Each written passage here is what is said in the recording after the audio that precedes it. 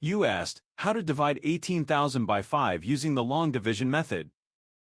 1 is too small. Use 18. 18 divided by 5 equals 3. 3 times 5 equals 15. 18 minus 15 equals 3. Bring down 0, making 30.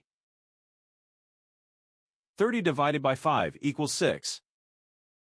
6 times 5 equals 30. 30 minus 30 equals 0. Bring down 0, making 0. 0 divided by 5 equals 0. 0 times 5 equals 0. 0 minus 0 equals 0. Bring down 0, making 0.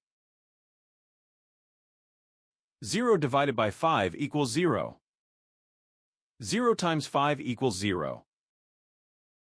0 minus 0 equals 0.